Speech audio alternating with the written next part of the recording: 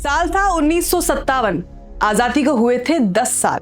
देश अब संभल रहा था, लोकतंत्र अपने पैरों पर चलना सीख रहा था और बिहार फिर से तैयार था अपनी दूसरी परीक्षा के लिए।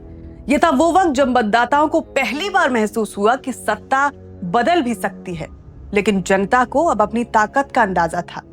ये कहानी है बिहार विधानसभा चुनाव 1957 की, जहां कांग्रेस ने लगातार दूसरी बाजी मारी, मगर इस बार मुकाबला पहले से ज्यादा दिलचस्प था, क्योंकि विपक्ष अब धीरे धीरे पंख फैला रहा था।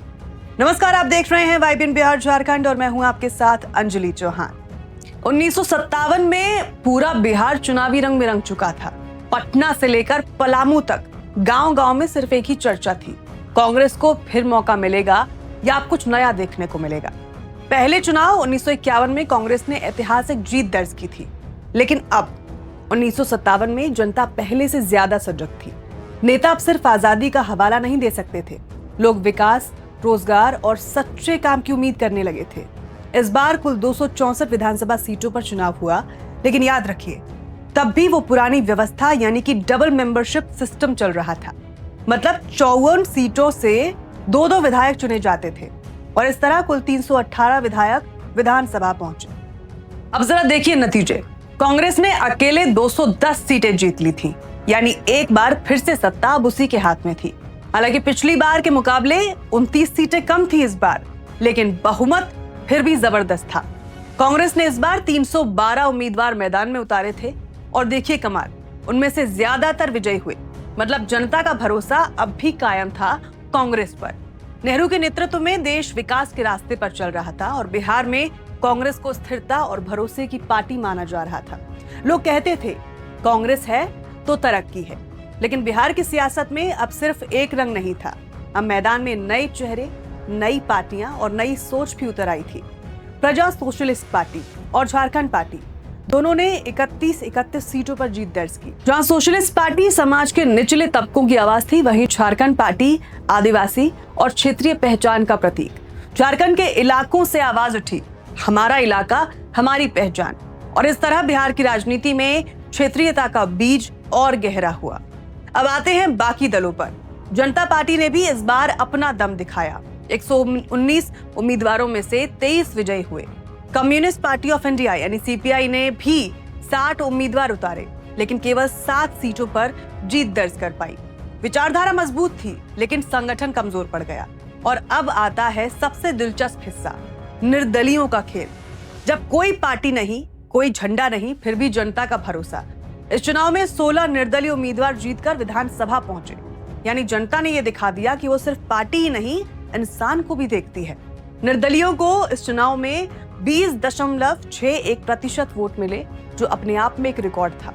और अब बात करते हैं एक ऐसी पार्टी की जो बाद में देश की सबसे बड़ी पार्टी बनी, लेकिन 1957 में उसका खाता भी नहीं खुल पाया। जी हाँ, बात हो रही है भारतीय जनसंघ की, जो आज की बीजेपी की पूर्वज पार्टी है। उन्होंने 30 सीटों पर उम्मीदवार उतारे, पर नतीजा 0 सीटें, सिर्फ 1.23% वोट मिले। जनसंघ के लिए यह शुरुआत संघर्ष का दौर था, लेकिन इन्हीं हारों से आगे चलकर विजय का रास्ता निकला। अब सुनिए सबसे प्रेरक कहानी। 1957 के बिहार विधानसभा चुनाव में महिलाओं ने इतिहास रच दिया। कुल 46 महिला उम्मीदवार मैदान में थी, जिनमें से 30 ने जीत दर्ज की, यानी लगभग 65% महिला उम्मीदवार सफल रही। ये सिर्फ जीत नहीं थी, ये उस सोच की जीत थी जो कहती है राजनीति अब सिर्फ पुरुषों का अखाड़ा नहीं। महिलाओं की ये सफलता आने वाले दशकों के लिए प्रेरणा बन गई और बिहार की राजनीति में उनका प्रभाव धीरे धीरे बढ़ने लगा। 1957 के चुनाव ने बिहार की राजनीति में एक नई बहस को जन्म दे दिया, विकास बनाम विचारधारा। कांग्रेस विकास के मुद्दे पर वोट मांग रही थी, सड़कें, स्कूल, सिंचाई और उद्योग। वहीं सोशलिस्ट और कम्युनिस्ट पार्टियां विचारधारा पर अड़ी हुई थी, समानता, गरीबी उन्मूलन और समाजवाद। जनता ने अब फैसला कर लिया था कि अब देश को स्थिरता चाहिए, प्रयोग नहीं, और यही वजह रही कि कांग्रेस दोबारा सत्ता में लौटी। अब जरा सोचिए वो चुनाव कैसे हुए होंगे। ना तो टीवी था, ना रेडियो हर जगह पहुंच पाता था। लोगों तक संदेश पहुंचाने के लिए नेता साइकिल या जीप में गांव-गांव घूमते थे। मिट्टी के घरों से बाहर पोस्टर चिपकते थे, लाउड स्पीकर पर नारे गूंजते थे, कांग्रेस को फिर लाना है, बिहार को बढ़ाना है। वोटिंग के दिन लंबी लंबी लाइनें लगती थी, बैलेट बॉक्स भरते थे उम्मीदों से, और फिर वो दिन आया जब नतीजे घोषित हुए। कांग्रेस ने फिर से सत्ता संभाली। बिहार की विधानसभा में अब 318 सदस्य थे और उनमें से 2/3 कांग्रेस के। सरकार बनी, जनता ने राहत की सांस ली, क्योंकि देश अब धीरे धीरे स्थिर हो रहा था। लेकिन साथ ही विपक्ष ने भी यह संकेत दे दिया था कि अब मुकाबला होगा।